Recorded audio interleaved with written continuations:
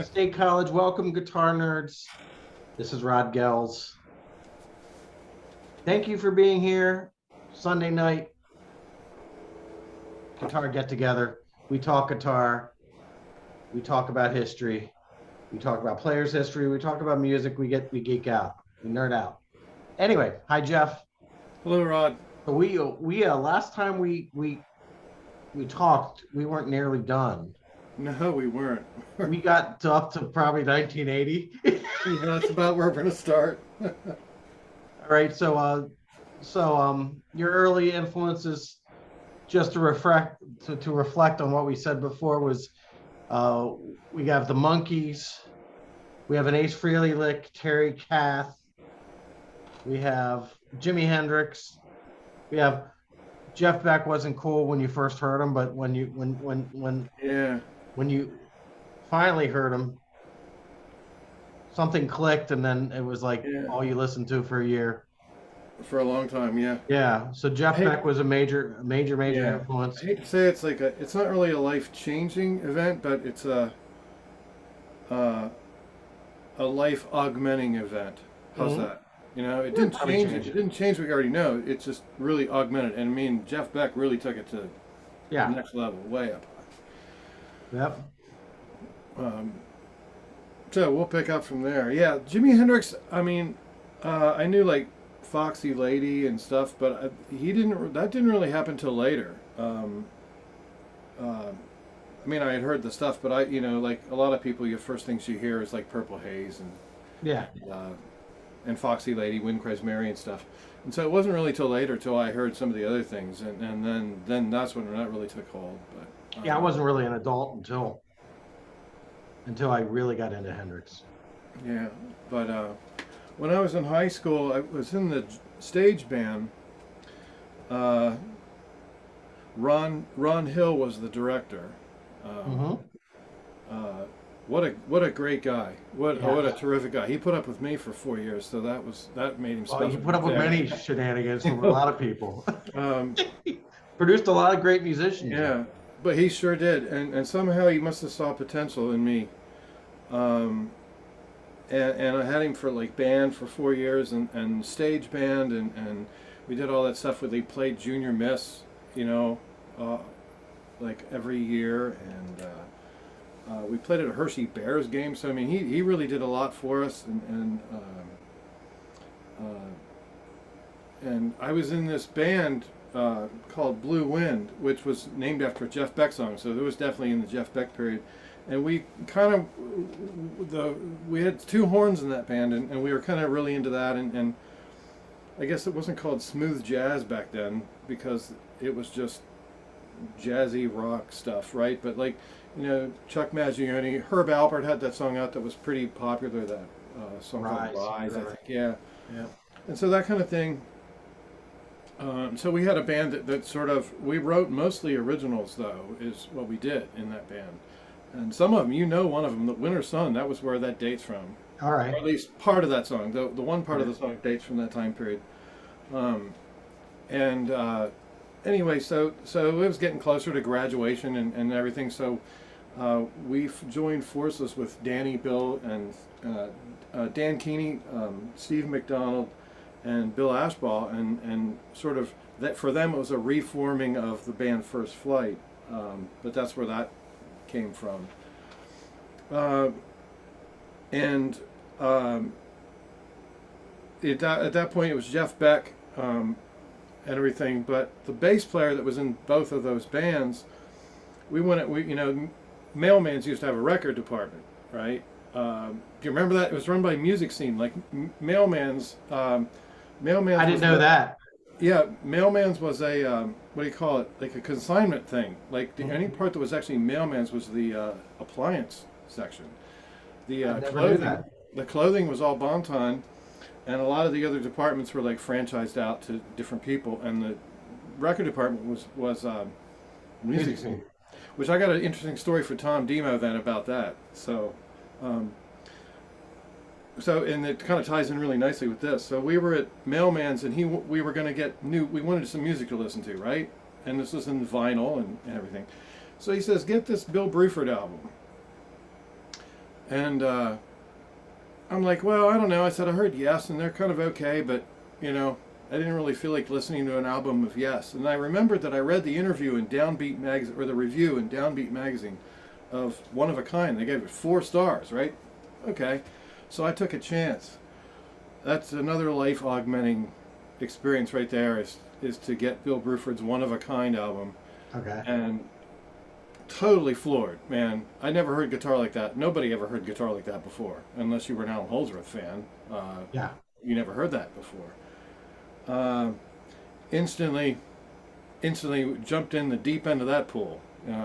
Velvet Darkness came out after that. That was before that, which that's the story to tell Tom, if you're listening. You know, after I got into Holdsworth, got into the band UK, which to me, they're not the most popular progressive rock band, but they're kind of for me the pinnacle of it. I mean, I don't know if anybody else shares that opinion, but for me that was the pinnacle. So I had heard about this Alan Holdsworth solo album. Everybody's heard about it, Velvet Darkness, and he hates the album, but it's his first solo album. So I went to Mailman's at Music Scene and I ordered the album, right? They said, sure, it'll be here in whatever, 2 weeks, special order, right? So I ordered it, and 2 weeks later I get a phone call that says it's unavailable. That album is unavailable. Can't get it anymore, right? So maybe a week later I'm in Music Scene at Mailman's in the record department, and I'm looking around and I'm looking through the whatever you call it, the miscellaneous, I guess it was like rock or whatever. Sure enough, there it is, Velvet Darkness, Alan Holdsworth. It was there. It was there. I don't know how they messed that up, and I mean it was by fluke that I found it, you know. Yeah. So at this very place where I ordered it, so of course I went and purchased it, and he's a great acoustic player. Very few people have actually heard his acoustic music, and it's like his acoustic music is awesome. In fact, I would say for that at that time it was probably just as influential on me as his electric playing. Okay. Which is kind of nice. So of course that led to just being into progressive rock and Genesis and Gentle Giant, and one band that I think probably took composition farther than anybody was a band called National Health, which was Dave Stewart's band before the Bruford album. You know, Dave Stewart of the Eurythmics? No, Dave Stewart of the Eurythmics always called himself David A. Stewart so that nobody would get him mixed up with the Dave Stewart that played with Bill Bruford. All right. Because that Dave Stewart was in lots of prog bands, but then his big hit came in the early after Bruford was done. I didn't know this, and I'm like, I saw this Dave Stewart does "It's My Party," that song that I guess was it Leslie Gore that did that Yeah. back in the 60s. Mm-hmm. Yeah, well, Dave Stewart did a remake of it with Barbara Gaskin, who also sang on some Bruford albums, and they had a big hit with it in England. So I guess he had enough of prog rock at some point. He said, you know, I need something different. So that's what he did.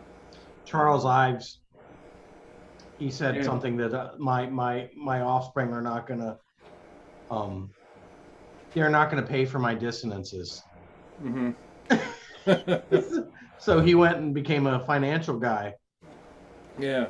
for years and years and years, and was a zillionaire. Yeah, he And was then like, went back to music in his retirement. Yeah, he was like an insurance guy, wasn't he? Yeah. Something like that. Yeah. So I mean, the whole Holdsworth thing, you know, like when you get used to picking all your notes and suddenly everything's left in, you know. And Whammy Bar, I remember there's a Tony Williams song. He was, you know, of course I found out he was with Tony Williams, and it's just like, wow, where's all this been? He's got a great rock sound, right? So he didn't sound like all the other jazz guitar players. He, you know, sounded like rock. And there's a Tony Williams song that I had a Les Paul, so I was kind of like, how do I make my guitar sound like this guy with a Strat with a Whammy Bar, right? So it was you know, I don't know if you know that song. I think it's called Wildlife. And so I was doing stuff like, you know, bend it around with your fingers and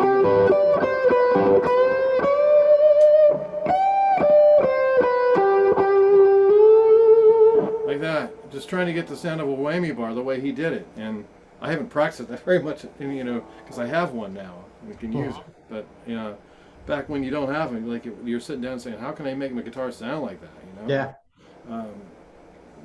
So it's just this really simple little melody that you had to, kind of work that out. So it was kind of neat. He was also playing really heavy stuff. I mean, like there's a song, Tony Williams, what a great rock drummer as well as being a great jazz drummer. I mean, he could do it all. And it's at this.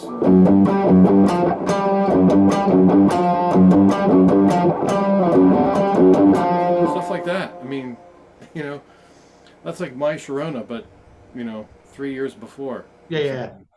That's Tony Williams. Yeah. It's okay, and it's Holdsworth on guitar. Yeah, it's called Sweet Revenge, I think is the name of that one. Tony Williams' Lifetime? Yeah.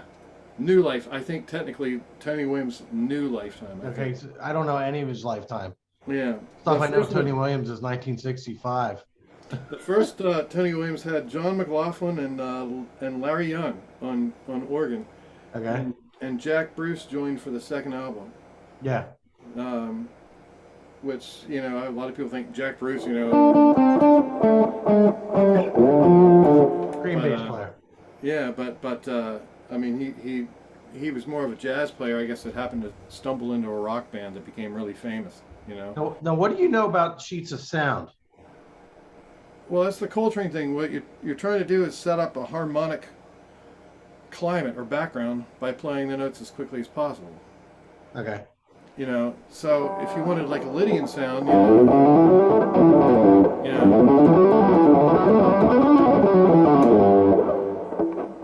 of course now you don't have to start on G to make a G Lydian. I mean, your rhythm section will hold that together for you. I mean, so you just do that as much as you can. Now, when you got a chord progression, then when it's changing, then you've got to play the notes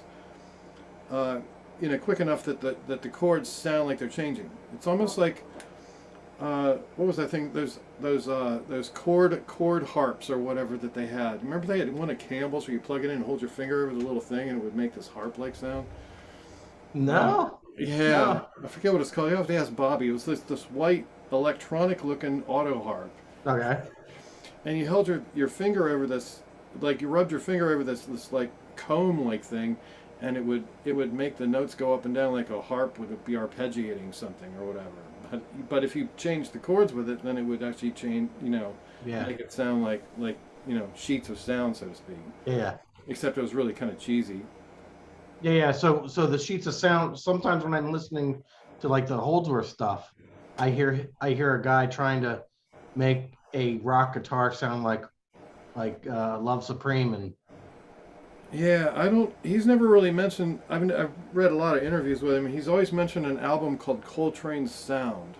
Okay. Being one of his favorite ones. Yeah. I'm sure he listened to the other ones as well, but he's always mentioned the album called Coltrane's Sound as being one of his favorite albums. And I'm not that familiar with that particular recording to know. The one's called Coltrane's Sound. Okay, got it. I know it's around the same time period as Giant Steps. Okay. But I think like late 50s. But other than that, I don't really know much about that one. I probably should check it out, but yeah, I don't know. I don't not know much about that particular one. So all his bandmates employ that. Not really. Jimmy Haslip. I was watching a video of him. I guess you sent it to me. Jimmy Haslip was on bass and some unknown guy was on keyboards, and they were all doing the sheets of sound thing. Was it Alan Pasqua on keyboards? It could be. They didn't say. He's not exactly unknown. yeah, but on the little thing is an Alan Holdsworth band featuring Jimmy Haslip. Oh yeah. And Virgil Donante on drums. Yeah, Virgil. That they didn't put a name to him. No, that's I forget who that unknown. guy is. That might be the guy that plays with Thundercat. Who's what's his the keyboard player that was on that tour? might be the guy that played with Thundercat. I forget. I'm not sure. It was I'll Alan have to- Holdsworth rehearsal you sent me. Yeah. That keyboard player is not Alan Pasqua. That's I think that might be the guy that plays with Thundercat, because Holdsworth did a couple gigs with Ronald Bruner Jr., who's Thundercat's brother, I think. The bass player. Yeah, Really? yeah. The drummer is his brother is Ronald Bruner Jr. Okay. Yeah. See. The Thundercat's my man. Oh, I transcribed that one song about he wrote about his cat. I forget what it's called. Tron song or something. I just transcribed the beginning of it. So Yeah. I just want to know what that was. If you like something, don't ever transcribe it. It takes all the fun out of it. Lesson learned. Yeah, like I mean, I can listen to the I song like now, to transcribe many things that I can never play. but there's I always can write that. it down. Yeah, there's always that part of when you hear it and you don't know what it is, you don't know what's playing. You're curious about it. You're like, wow, what are those chords he's playing, or what's he doing? And then you figure it out, and you're like, oh, now I know what it is. Now I know I have to practice it. Yeah. Yeah, kind of ruins it in a way. So anyway, the whole time that I was into that stuff, progressive rock, or even the fusion stuff, there was always people telling you that you can't do instrumental music. You've got to write words. Nobody wants to hear that. There was always people saying you can't write songs that are 20 minutes long. And I'm thinking, well, wait a minute. Yes, had Close to the Edge. That's 20 minutes. That's my favorite Yes album, probably. Either that or the one with Patrick Moraz on it. Tornado. Relayer, I think. Over there. Those two are really, really awesome, terrific albums.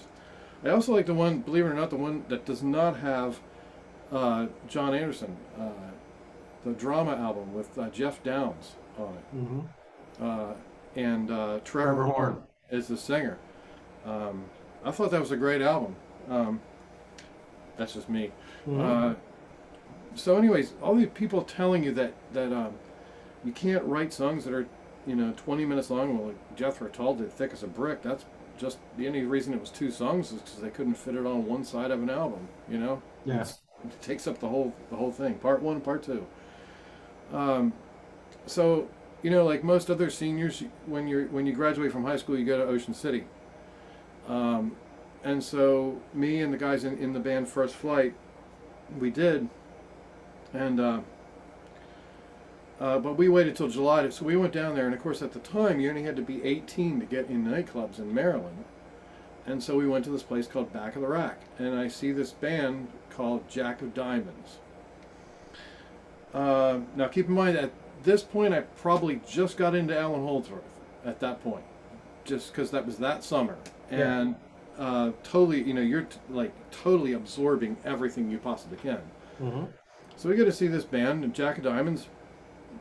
They come out. First song they play, "Come Dancin'" by Jeff Beck. No kidding. First song, and it's like that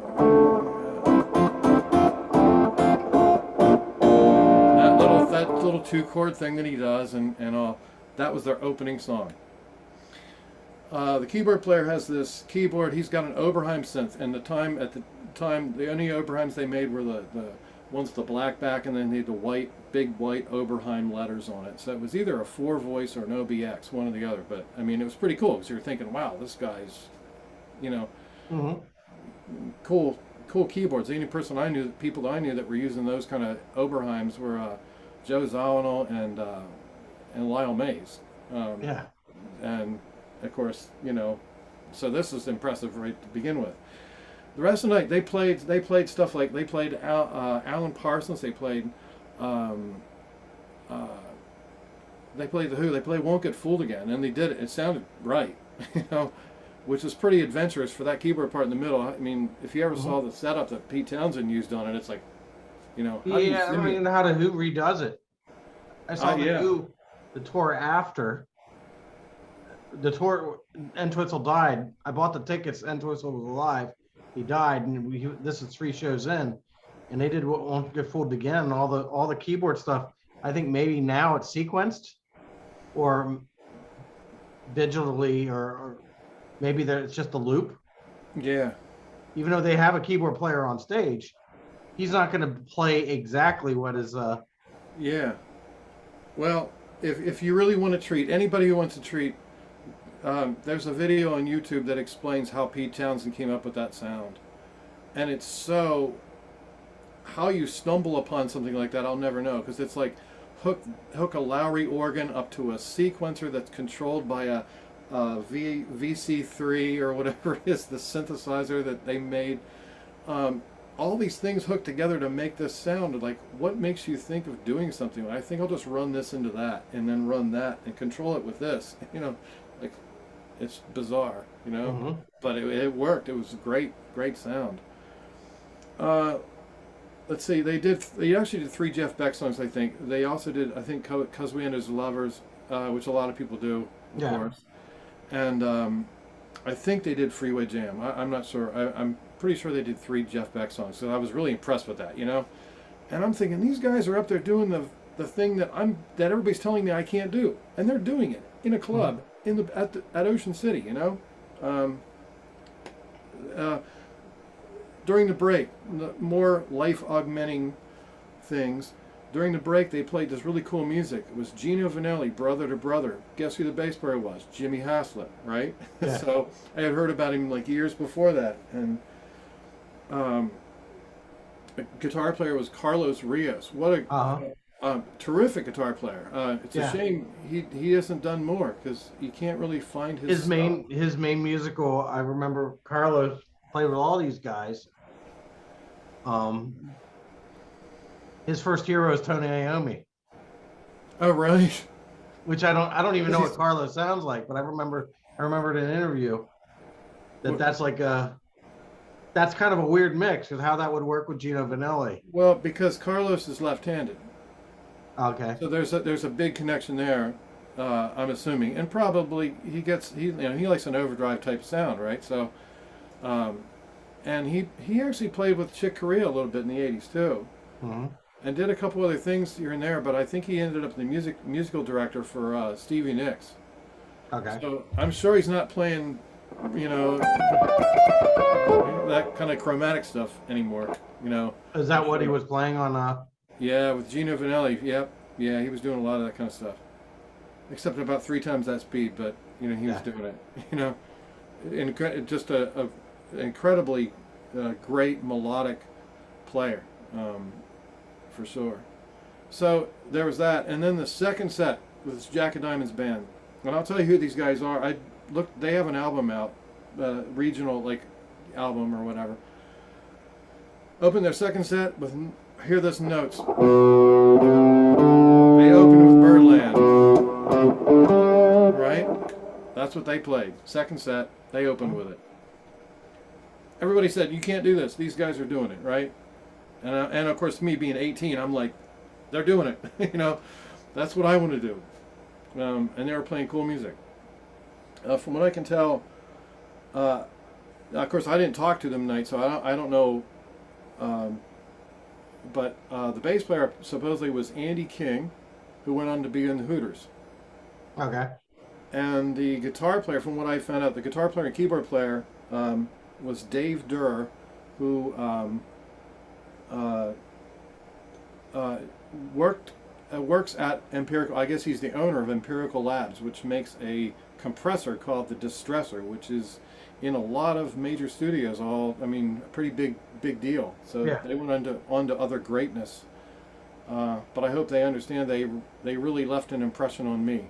So anybody out there knows any of these guys, tell them. Good job. Jack of Diamonds. Yeah, they had Now here's a question for you. Yeah. That road to playing offbeat, fusiony, experimental, sometimes instrumental music, has that been a harder road for you? It's harder to convince other musicians to do it, Why do you think that is?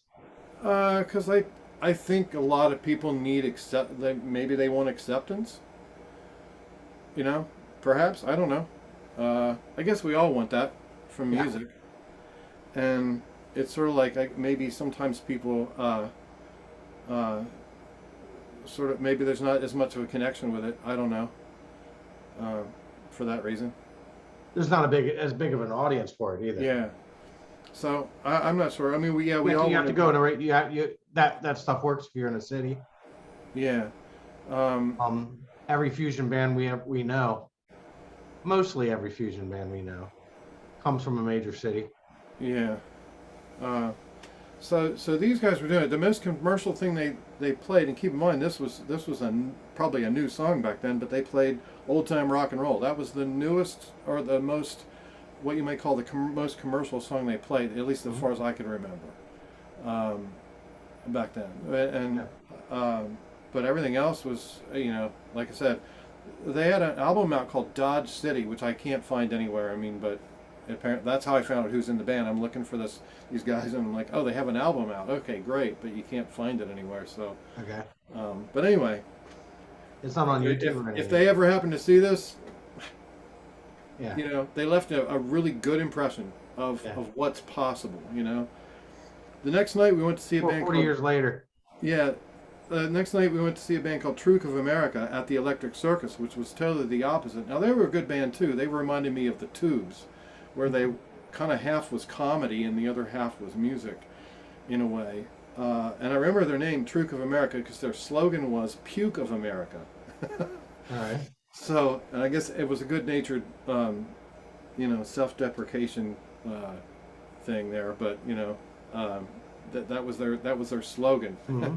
So, but they were a good band. They played, so this is, when you're 18 years old and you're seeing this stuff happen, it's like, okay, this is cool, right? This is what I want to do. And of course, the discovery of progressive rock kind of was the big stumbling block there, because you're not going to go play those kind of places if you're playing stuff like National Health or Gentle Giant and things like that. Yeah. By the way, you mentioned about what causes musicians to reject that kind of thing. The bass player for National Health was none other than Neil Murray, of UFO. White Snake and all that stuff. Yeah, the British guy. Okay. Yeah, you're right. Yeah. He played a lot of prog stuff in the 70s. Okay. And I guess after I'm thinking Neil Carter. Yeah. People are gonna blast me for my. Oh no. Neil Carter was the keyboard player, guitar player for UFO. Oh. Neil Murray. Yeah. He was the one on a lot of the White Snake albums. Yeah, White Snake. He probably more than likely.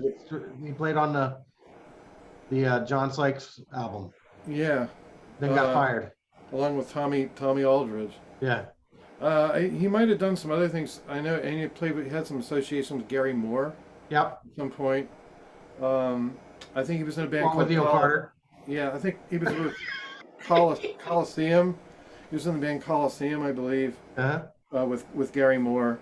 And he was in a couple other really proggy bands in the 70s, but he, said, again, maybe it's, the mass appeal or something like that. But, everybody wants acceptance, right? So. Yeah. Or not really always. It's not always acceptance, but recognition and stuff. Yeah. And or maybe just a paycheck. Yeah. You got to figure, they got to eat, Yeah. And that's what it really comes down to sometimes. It has during COVID for sure. I mean. Yeah.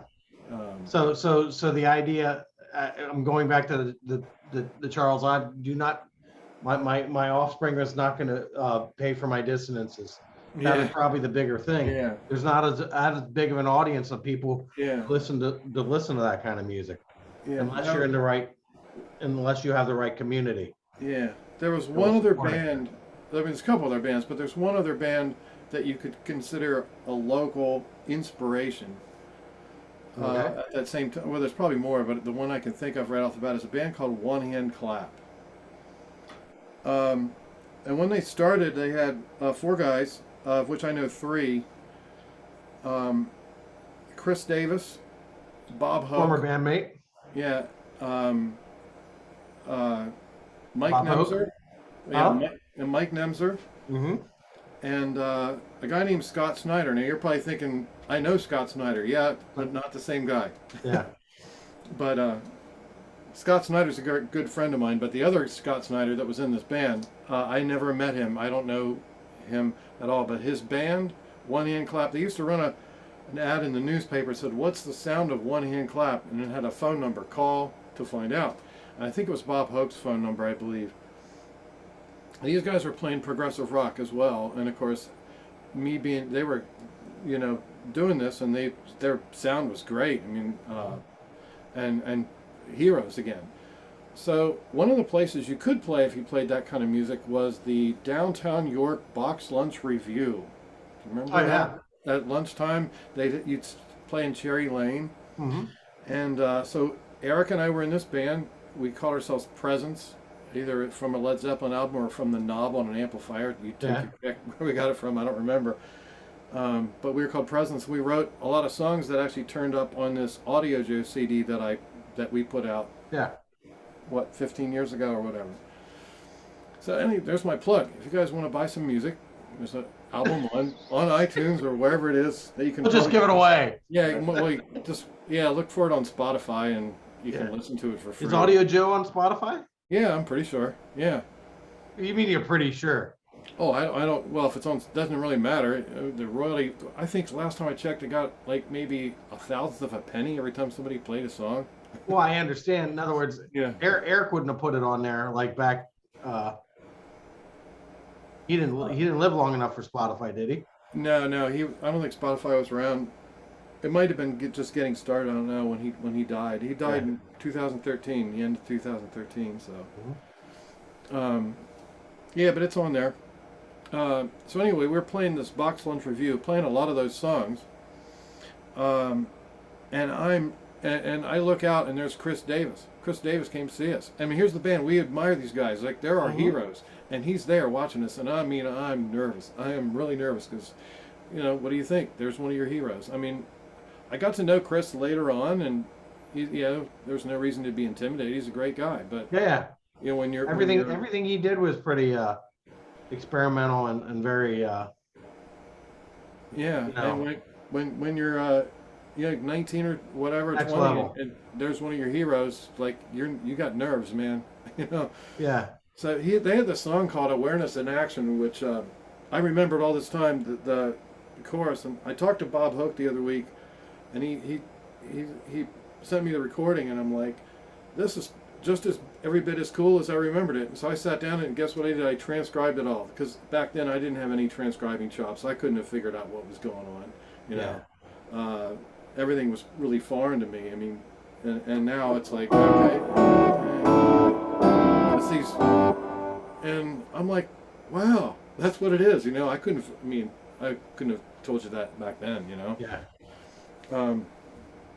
But it's every bit as brilliant as I remembered it being. I mean, it was just terrific stuff, and I'm sure that nobody remembers that band. I think later on, for whatever reason, Mike Nemser wasn't with them, and I think about the time that Eric and I had kind of started discovering this band called One Hand Clap that was kind of our heroes. Dodd Gross was the drummer. Wow. And of course, we ended up playing with Dodd like a couple years later. We ended up playing with Dodd, so this is and of course we ended up recording at Bob Hoke's studio. My first recording experience, I guess you would say, in a real studio like that was at Bob Hoke's studio. And we talked a little bit about the personnel in this, so we must go over that. Like Kevin Brubaker makes the best bass I ever played in my right. life. Yeah, there you go. What a great. I mean, Kevin. So Kevin Brubaker of, was it Frederick? Somewhere in Maryland. I think he's in Baltimore, isn't he? Best bass I ever played in my life. I used to run into him. We used to play the 15 Mile House in between Reisterstown and Owings Mills, whatever that is called, on Reisterstown Road. They tore it down years ago, but we used to play there. And Kevin, I believe, at some point ended up playing with Rob Fahey and the Pieces. Well, there's another connection to tell you about. But Kevin used to come in there, and he's introduced himself, and I'm like, wow, I haven't seen you for like 10 years at the time, And so he remembered me, and it was really cool to see him again. And then find out, wow, he's got his own bass company now. So, hey, I'll endorse your guitars. I have nothing for Strats. Yeah, no. Yeah, that's what I'm saying. um, He's not a bass player, Kevin. he makes guitars. Kevin makes guitars. I looked at his website. I'm like, this is really cool stuff, man. And Yeah. it's all really, really well made, Yeah. or looks well made. I never played one, but Yeah, I'd love I to. played one and I'm like, okay, Yeah, you have to tag him in this video so he knows that he's in here. absolutely. It will happen. uh, and the drummer was Chad Matson, and neither one of these guys, we had played this session, we recorded a song, and then we never really saw them again. I'm not really sure why. I don't really know what happened. What year are we talking? It was probably '84. Okay. This was after Eric had been in Wheels. All right. I was and- there. I saw Eric and Wheels, Yeah, this the was after countryside that. in Red Lion, weeks before it burned down. Yeah, there you go. And Chad was the drummer on that, Uh-huh. and we recorded. And I saw the song, and Eric Rennie ever re-recorded it one time. I think it was re-recorded later on with Dave Baboyan, who you know. Yep. And Dave, we did we did a couple more recording sessions at Bob Hoke's place. One of I remember Eric showed up. Something happened to his thumb. I forget. He had this big bandage around his thumb. He couldn't use his left-hand thumb, so I had to play all the bass parts on the keyboard. I had to play them while he played the right hand. Uh-huh. That was kind of bizarre. Dave Baboyan was the drummer on those sessions. And was like, well, we're going along doing these original songs we have.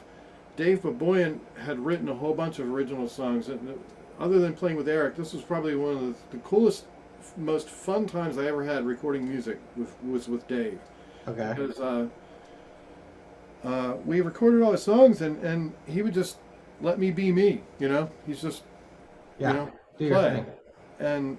And it was so much fun, and I wish we'd go back and re-record those. He had some really great songs.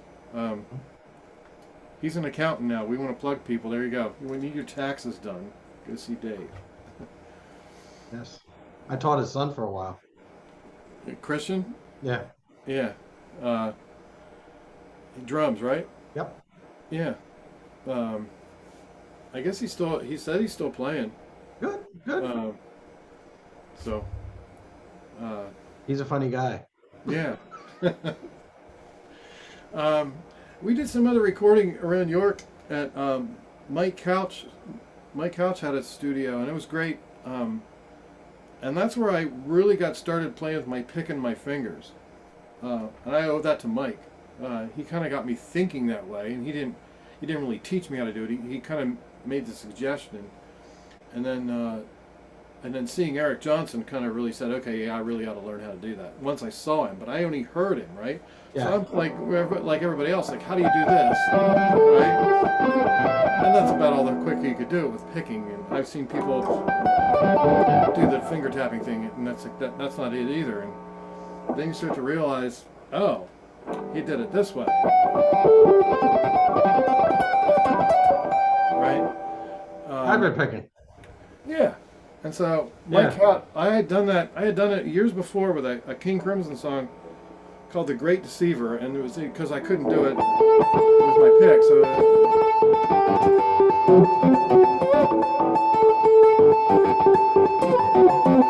like that kind of stuff, right? Mm-hmm. But I didn't really ever do it for anything else, and so instantly it's like doing that all the time. So I've been playing like that for a long time. I haven't ever stopped. It's, kind of Yeah. the way I do things now. Mm-hmm. But that's, Mike is the one that, like, I was doing that. And he's like, why don't you try it with your fingers, I'm like, oh, okay. And sure enough, there it was.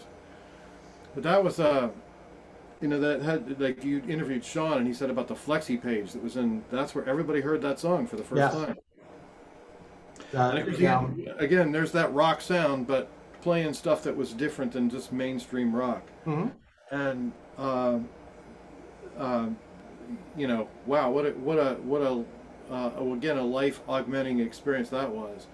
but not him not being signed at the time. He couldn't get any other records. He right? was touted as the world's best unknown guitar player, or Yeah. unsigned guitar player, or something Right, like that. until Danny Gatton came along. Yeah. Um, Who's Yeah, who Danny Gatton's who I learned hybrid picking from. yeah. There, Bobby Campbell had at the time, because we figured this was not everybody had VCRs back then, right? Now nobody has a VCR. We're back to nobody has a VCR anymore. But he had one, and so he was coming on Austin City Limits, so went over to Bobby Campbell's house, and I saw it there. Yeah, you were there too? I don't know if it was the first time. Yeah, yeah. we recorded it, and like there you are, 30 minutes of great guitar playing, and just all different styles. I mean, did the Wes Montgomery thing, did the rockin' thing, Yep. and all that stuff. Did some acoustic songs, and but that was it. You still couldn't get his music, and then when his album finally came out, Cliffs of Dover wasn't on it, you know.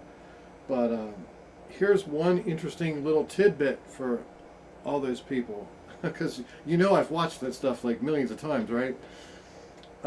Everybody knows that he gets that sound from this pickup, right? Okay. But not on that first early Austin City Limits. It's there. It's this position right there. You can see it. There's lots of close-ups of his guitar, and I never caught it. Like however many millions of times I watched it, until I'm like, wait a minute, something doesn't look right, and it's in that position. And he does flip to the other one like 3/4 of the way through the song, I believe, but it stays there the most of the time. Mm-hmm. And so he's using an Echoplex through a tube screamer into a Marshall, but you know, he's using that pickup selector. Makes sense. If you got a Marshall with a tube screamer on it, there's got to be a lot of hum. Yeah. And he always put mid-60s pickups in here because they were opposite polarity. The polarity was north instead of south, or maybe the other way around. And so when you use that position, you got hum cancel. So it made sense. You use that position, you don't get any screaming hum the whole way through the song. Okay. Yeah. So it was kind of a necessity. His more famous performance of that song was the one where he wears the band uniform a couple years later, and he does the same thing for the first part of the song. He has the pickup selector there, and you'll see him, you know, he switches it down. So I always thought that was kind of, thought it was kind of neat that he did. So I'm going to go out on a limb, and you're going to disagree with me. Eric Johnson was a life-changing. It wasn't anything short of life-changing for you. I wouldn't say changing, augmenting. No, that's where we disagree. Yeah.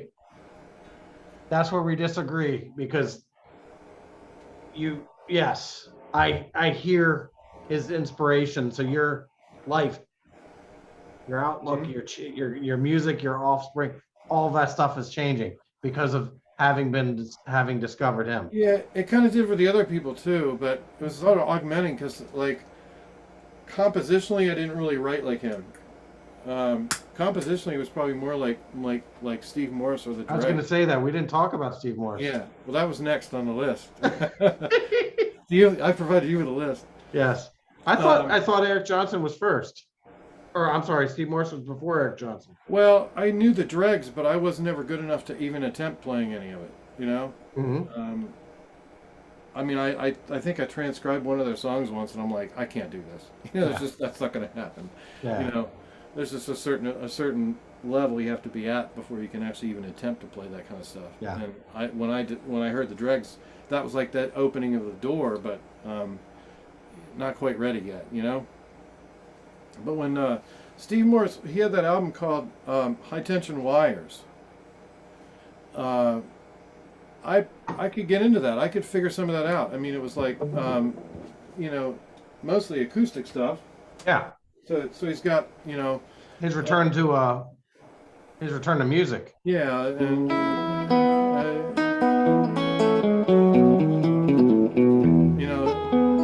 that kind of thing. I forget what that song's called. I don't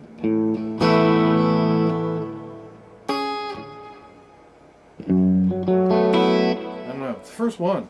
I don't remember on that album what. Haven't listened to that stuff for a long time. But anyhow, that was a neat album to be into. It had a lot of good stuff on it. And then I went backwards, and then I started trying to play some of the Dreg stuff again because that album was like it just had a different sound. It was kind of new and fresh. Mm-hmm. And I went back and actually tried to play this a lot of the old Dreg stuff, and that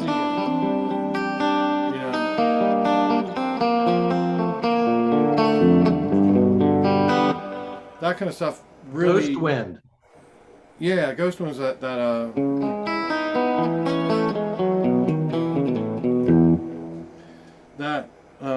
but this was Night Meets Light, I think. So So what? that's really- Okay, so now for those who only know Steve Morse for the guitar player who's been in Deep Purple longer than any guitar player. Right, yeah, he has been. Wonderful guitar player, but the Dregs, the whole thing was, is he's taking his blues rock beginnings, Beatles, Cream, Hendrix, all that kind of stuff, and melding it with country, melding it with classical, melding it with. That was his brand of fusion. So Yeah. for those of you who don't know what Steve Morse and the Dregs were about, this is a 70s, a late 70s, mid to late 70s. 77 was their first album, and their last when they were a band and not a reformed reunion. The last one was in 1982. That was the one with Mark O'Connor. Mm-hmm. Yes, guys, Mark O'Connor actually played in a rock band. Yes. Very well, and he played guitar. He played a Les Paul on one of the songs. Mark O'Connor's a multi-instrumentalist, for those of you. Yeah, who know. and he did a little duel with Steve Morse in one of the songs. He's probably every bit of a musician as Steve Morse is. Yeah, well, I would imagine he's probably the only person that really could have give Steve Morse a run for his money in that actual genre that they were doing. Because he had everything Steve Morse did. He had a country background, a rock background, a blues background, Yeah. bluegrass, everything, classical. He had all the same influences as Steve Morse. And while there would have been other interesting people to see with him and everything, he was probably the best match for that Yeah. group. So let's go. Okay, so when did you discover Mike Stern? Well, the first time I heard him without actually knowing who he was on a Randy Ruse album.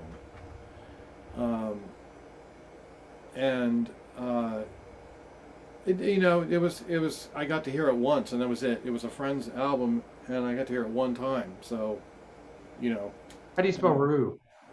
Ruse, Roos. He played fretless guitar, and as far as I know, he's still in Boston. Okay. I don't really know much more about him other than he played a fretless guitar, and I had a couple of friends that went to Berkeley. We should probably mention Charlie Banakis. Yeah, Charlie. Charlie Banakis was a master educator. That was Mike Stern's. He was Mick Goodrick's. I think he was Mick Goodrick's. Jeff Berlin. Was Jeff Berlin's. Yeah, lots of people. He apparently did this. He did this neat little exercise that he would play. You're supposed to play like a dominant 7 chord, and then randomly pick other notes and name what they are. That's a B, but the best way to do it is like this, blindfolded, and just that's an A. Mm-hmm. You're supposed to like hear the chord, yeah, and then play any random notes and figure out what they are. Yeah. So that's the stuff that Charlie Banakis would do. He would conceptual stuff, but he would teach ear training. He would teach music theory. He would teach organizations and like expose you to different things in bebop, and all the Mike Stearns, that whole scene, all studied with Charlie. Yeah. Well, the thing I guess Mike Stern emphasized was that he had me do an exercise where you play a chord, all the chord tones, but you do a half step below. And, you know, so if you're doing like C7, like that, right? And apparently that's a Charlie Banakis thing. Um, and also playing a scale tone above each thing. So, you know, was also a Charlie Banakis thing uh, that he had him do. And I guess, you know, I guess a lot of the guys that took lessons from him, like, didn't do it like once a week. They would do it like once a month. Yeah. He would give them like so much stuff to work on. And I get Jeff Berlin talks about it. He's had him do something like all these. He had to do something in all 12 keys. It was not easy. I forget what the exercise was, but it was like it wasn't like learn a blues progression. It was something like learn giant steps in all 12 keys or something equally bizarre, and learn to sing it while you play it. Something like that. It was like how doing it in one key would be bad enough, and you got to learn all 12 keys. You know. So yeah, I don't know much more about him than that, other than I know a lot of his students are people that I look up Idolize. to. You know? Respect. Yeah, and then, but the first time I really heard Mike Stern was probably the first time everybody heard Mike Stern was on The Man with the Horn. Yeah, one song. Time. Right, and Miles Davis is a jerk. Yeah. Well, Mike Stern said later on, and this was kind of funny. He said later on when he lost weight that then Miles just called him Time. He said, "Hey, Time." Yeah. He was hanging out like this was after called Mike Stern Yeah. went back with Miles when Schofield was in the band and there was two guitar players, and he said he was there at his house in Beverly Hills or wherever it was, and he kept saying, "Where's Time?" looking for him or whatever. Yeah. But I heard what's the first solo album other than Niche? I didn't know Niche, but was it it had the song "Goodbye Again" on it because they had a transcription of it in Guitar Player magazine. And whose album are we talking about? Mike Stern. It's not Upside Downside. Yeah, I guess that's it. The one is.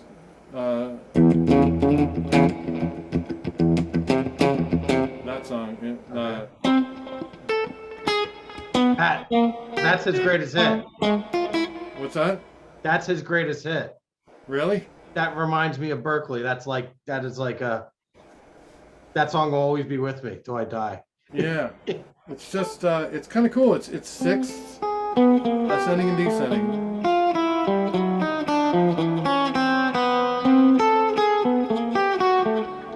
But he took it and made something artful out of it. You know, it wasn't just an exercise. Yeah. That's you know. But there's the guy. He had a rock sound, right? Mm-hmm. He was kind of vibing. Jeff Beck meets, like when he's at Berkeley, he was studying like Joe Pass stuff. Yeah. Now the cool thing, like the other guy that was probably the biggest jazz influence that I would say is I've never really learned any of his solos. I love his sound though. Is Pat Martino. Who's an alien? Yeah. I mean, like I look at the other people I got on here, like Kenny Burrell, learned some of his stuff. Everybody knows, you know. Polarities. Pat Martino talks about polarities. Talks yeah. about pyramids and. Yeah, Johnny Smith and Yep. Charlie Christian. I learned. Wes Montgomery, Kenny Burrell. I transcribed like 8 pages of a Charlie Christian solo called "Swing to Bop," which I think it actually has another name, but it was on an album called "Swing." That's a great album. Yeah, and yeah, so it's Dizzy Gillespie and Charlie Christian, but they're not together. They're on different songs. I understand. I have that album. Yeah, that's one of my favorites. But I transcribed like 8. I'm like after 8 pages, I just was kind of like, okay, enough. You know? Yeah. Now here's my thing about Charlie Christian. His stuff is adaptable. Yeah. His stuff, like sometimes when you steal stuff from people or you borrow stuff or you're learning from others, sometimes, like if you're learning La Villa Strangiato, that's right for Yes, but not right for anything else. Or Rush, sorry. Right for Rush, but nobody else. Charlie Christian is like, he's the center of a new sound. Yeah. That rock players can benefit from, jazz players, R&B players. Yeah. Well, I went and the funny thing is, back in the band Blue Wind when I was in high school, we did all this. Like we did some Chuck Mangione, we did Maynard Ferguson's version of La Fiesta, but most of what we did was write our own songs. But we did cover it. We did cover it, which was kind of a lot of fun. Yeah. The bass player in That's a that band, Dallastown thing too. yeah, there was a lot of people that were really into Rush. In Dallastown. Yeah, huge. Yeah, when I was coming up, my people I played with were in Dallastown, and Yeah. like Pat that's all they Martino, wanted to play. the way I found out about Pat Martino was really odd. In the '80s, when I was hanging with David Boboyan, and we were recording his songs, he was going to PIT, to the Musicians Institute, and I was seriously thinking about doing the guitar thing there, and so I sent my information in, and they sent me this packet of applications and stuff, and along with it was a little cassette tape of the people that taught there, and they had all the people that Jeff Berlin was on it, Don Mock, Yeah. Howard Roberts. I think Howard Roberts was playing Cantaloupe Island. So they had all these people on it. Well, there's this one song in there. I would call it the "Walk This Way" of fusion. And it Okay. was like that little riff, and they moved it all around. That's kind of the line, right?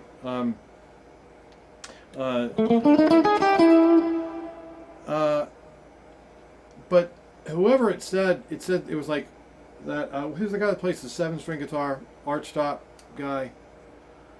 Bill Druck. No. From George Van Epps. no, after that, more recent. Charlie Hunter. No, before Charlie Hunter. I don't. He taught at MI. Jimmy for a while. Bruno. No, just Jimmy Bruno. He played a 7-string. Huh? Jimmy Bruno played 7-string. Well, I think back in the 90s he did. Oh, okay. No, this guy was back in the. I don't know. Lucky probably Pizzarelli. No, I can't remember who it was. But anyhow, it said it was that whoever that was the credit on the cassette, right? Was this guy? Ron No. Eshite. Yeah, that's him. Yeah. Well, there's no way that was him, right? Because, it just wasn't. And I'm like, but it didn't say who this was. Okay, so I'm a couple years, maybe a year or two later, I'm playing some music with Dave Wren. You know Dave? I don't. Plays an area of Kerry Ziegler's Expensive Hobby. But he and I went to high school together, and he was teaching at West York for a while. I think in the middle school, maybe, band. He was a great sax player. And we were going through Miles Davis, like 4 or whatever. We were playing some song like that, and we were just checking out some albums. And he says, "Hey, check out this Pat Martino album," and he puts it on, and that's the song. That's the one. I'm like freaking out because I'm like, who is this? Because I don't know who this is, and it's like the coolest thing. It's called "Line Games." Okay. Is the name of the song. So Okay. that's how I discovered who Pat Martino was, is because it was this song that was on this cassette that I didn't know the name of, and my friend played me the album on the sax. He played this when we were jamming, and while he's a saxophone player, but he said, "Check this guy out." So that's how I found that out. So there's my little story. Jeff. Yeah. We're out of time. Again, what radio stories? I gotta give you a radio story Okay. for Tom Demo. Let's make it clean now. Yeah, it is. For Tom, this is for Tom. There was a Sunday night show. I think it was Sunday night's call on. I think it was WTPA, because I think at this point, Starview had changed their format, and the way they changed their format was they played James Dean for an entire weekend. The song by the Eagles, they played all weekend long. James Dean, back to back, constantly, just over and over again. That was their publicity stunt. And then they went to all oldies, right? So anyhow, the new rock station to listen to, I guess, was WTPA, and I think they're the ones that had "For Headphones Only" on Sunday night. And I'm like, well, they're going to play progressive rock, right? So it's on Sunday night when nobody listens to the radio. So I tune in, first episode, and guess what song I heard? First one. Now, nobody else probably knows what that is, but that is In the Dead of Night by UK. All right. Alan Holdsworth on it, and I was freaking out because there's my favorite prog rock band of all time, and they're playing that song on the radio, among other things. I think they played Vandergraaf Generator too. So this is 12 o'clock at night. No, this was like 9 o'clock, 10 o'clock, something like that. It wasn't super, super late, but it was on Sunday night when nobody traditionally listens to the radio. Yeah. So, but I was like, It's a hard life. Yeah. By the way, one other thing, May 1st, 1991 was the very first gig the Alaska band ever played at the our debut gig at the 15 Mile House. It was a Wednesday night. We played there many times, but it was our very first official gig with Eric and Angela Grandinetti and Edgar Myers. Yep. So what a great anniversary coming up, and it's sort of bittersweet because Eric's no longer with us, but his music is. Yes. And I can still hear him laugh in my head. He had just made you laugh all the time. Yes. Yep. So. Yep. Cool. We gotta do a part 3, I guess. We will do a part 3. Yeah, because then we got to talk about teaching and all that stuff too. Yeah. All right, Jeff. Thank you so much, and thank you, Guitar Nerds, for checking it out. Checking out through our technical subscribe, problem. share it with your friends. Come on, help us out. Yeah, join the Nerds group. Yep, Join the Guitar Nerds homepage. Okay. Tell your friends. Join the Nerds group. Post videos. Alrighty. I will see you all. Thank you, Jeff. Later.